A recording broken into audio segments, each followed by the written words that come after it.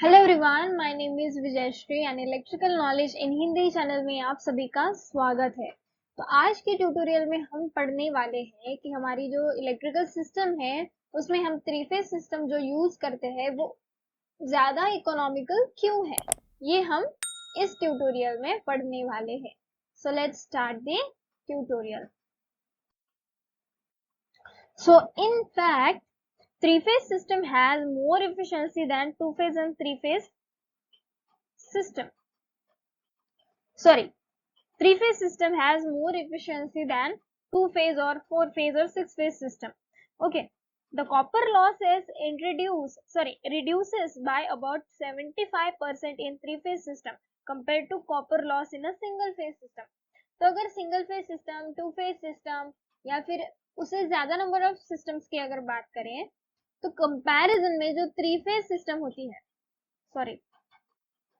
तो कंपैरिजन में अगर देखें तो जो थ्री फेज सिस्टम है उसमें क्या होता है, 75% ऑफ कॉपर लॉस जो होते हैं वो रिड्यूस हो जाते हैं। It reduce 75% of copper loss जो होते हैं वो रिड्यूस हो जाते हैं। 75% ऑफ कॉपर लॉस रिड्यूस हो जाते हैं इन a three-phase system. In a three-phase system as compared to single-phase system, यानी कि single-phase system में जितने copper losses होते हैं उससे 75% of copper losses reduce हो जाते हैं three-phase system में. So the more phases further reduce the copper loss. Okay. तो इसमें अगर नंबर ऑफ फेजेस अगर हम बढ़ा दें, नंबर ऑफ फेजेस अगर हम इंक्रीज कर दें तो जो कॉपर लॉस होता है वो रिड्यूस होता जाएगा। जैसे जैसे हम नंबर ऑफ फेजेस जो है इंक्रीज करते जाएंगे वैसे वैसे कॉपर लॉस जो है वो रिड्यूस होता जाएगा। हाउएवर रिडक्शन जो होता है वो मार्जिनल होता है, यानी कि उसकी कुछ लिमिट्स होती है। तो जो कॉपर लॉस के रिडक्शन जो है नंबर ऑफ फेजेस बढ़ाने से वो रिडक्शन क्या होता है, मार्जिनल होता है, यानी लिमिटेड होता है। Okay, it is limited. So the drawback of more phases is that the transmission towers have sustained more loads of conductors.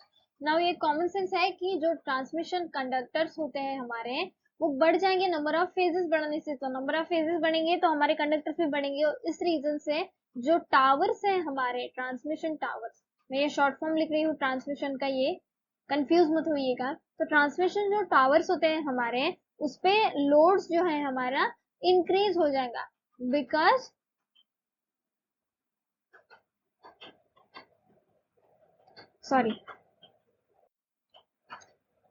of increasing of number of phases. तो नंबर ऑफ फेजेस बढ़ने से line conductors बढ़ जाएंगे। इस reason से जो towers है हमारे ट्रांसमिशन टावर्स है उस पे क्या होगा, लोड जो होगा वो इंक्रीज होता जाएगा। तो thus the cost of the electrical system increases. तो जैसे जैसे नंबर ऑफ फेजेस बढ़ेंगे तो इलेक्ट्रिकल सिस्टम की कॉस्ट भी क्या होती जाएगी, इंक्रीज होती जाएगी। तो हमें एक सुटेबल वैल्यू चाहिए एक फेजेस की जिससे जो हमारा कॉपर लॉस है वो भी कम हो जाए और हमारे ट्रांसमिशन टावर पे लोड भी जो है वो रिड्यूस होता जाए। तो इसी रीजन से थ्री फेज सिस्टम एक हिसाब से इकोनॉमिकल साबित होती है।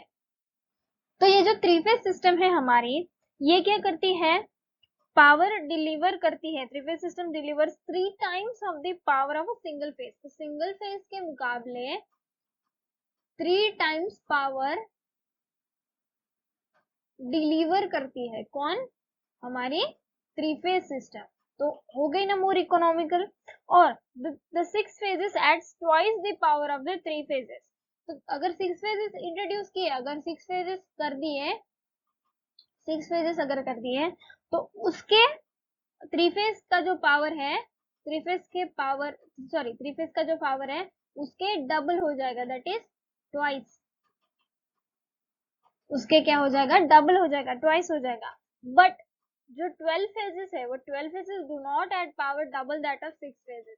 अब ये क्या किया, सिंगल फेज जो है, सिंगल फेज में 3 टाइम्स ऑफ ज्यादा पावर डिलीवर होता है।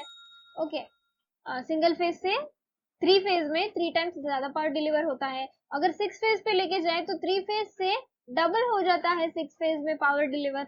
लेकिन अगर बात करें 12 फेजेस की, तो 12 फेजेस में 6 फेजेस के डबल पावर डिलीवर नहीं होता है। So the power transfer curve has dropped characteristics with an increase in the number of phases. तो जो अगर पावर ट्रांसफर का कर्व की बात करें, तो जैसे जैसे हम फेजेस बढ़ाते जा रहे हैं वैसे वैसे क्या होता जा रहा है, हमारा पावर डिलीवरिंग कैपेसिटी जो है वो बढ़ रही है।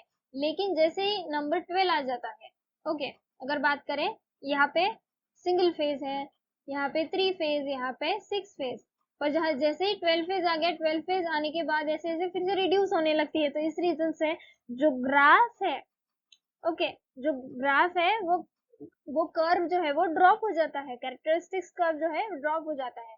So also higher phases would cause more constant on the grid. क्या हो जाता है, जितने ज्यादा फेजेस उतने ज्यादा क्या हो जाते हैं, ग्रिड में कॉम्प्लेक्सिटी बढ़ जाती है। और the design of the equipment for the 4 or 5 or more phases complicated and expensive. Obviously जितने ज्यादा phases, अगर इसमें से 4 phase या फिर 5 phase कर दिए तो वो डिजाइन जो है वो कॉम्प्लेक्स हो जाएगी, एक तो कॉम्प्लेक्स हो जाएगी और साथ ही साथ एक्सपेंसिव भी हो जाएगी। So one of the reasons for choosing the 3-phase system is that the torque of 3-phase motors and generator is constant. तो 3 फेज मोटर एंड जनरेटर का जो टॉर्क होता है वो क्या होता है, कांस्टेंट होता है। ओके, तो क्या होता है, जो टॉर्क होता है 3 फेज मोटर एंड जनरेटर का वो क्या होता है, कांस्टेंट टॉर्क होता है। So thus it eliminates oscillating torques that may cause damage to the motor or generator. तो इसी रीजन से जो टॉर्क होता है वो कांस्टेंट होता है, इसी रीजन से ऑसिलेटिंग टॉर्क्स जो होते हैं, ओके, ऑसिलेटिंग टॉर्क्स जो होते हैं वो रिड्यूस हो जाते हैं, तो जिसकी वजह से हमारी मोटर को या जनरेटर को डैमेज हो सकता है।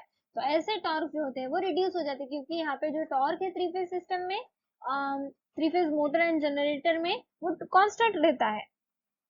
So although 6 phase 9 phase system provides more constant torque in comparison to the 3 phase system. तो अगर बात करें, अगर नंबर ऑफ फेजेस अगर बढ़ाते हैं